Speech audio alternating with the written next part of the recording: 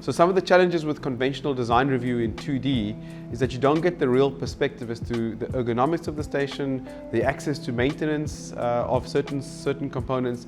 So one of the key things we do in Jendamark is actually design review in virtual reality.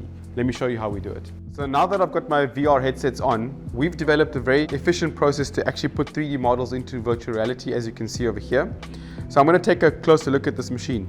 So as you can see, this is the interface that the operator would see. I can check the position of the buttons, the start-stop button, the position of the main screens. This is obviously the press screen, which I don't need to have access all the time. I can also check the position of the tool change devices, and that seems pretty good.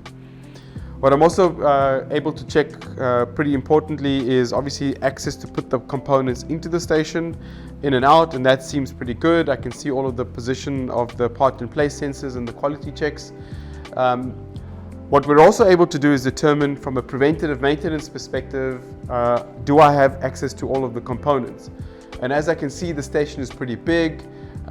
If I ever need to replace the lights, the indicator lights, I obviously need to bring some sort of or something along those lines with me. If I can walk around the back of the machine and actually have a look and see if I needed to work on the maintenance system or the pneumatic system or the I/O system, I'm able to have a look and see do I have access to all of these components. And as you can see, we've been able to get a much better perspective as to the ergonomics as well as the maintainability of a machine.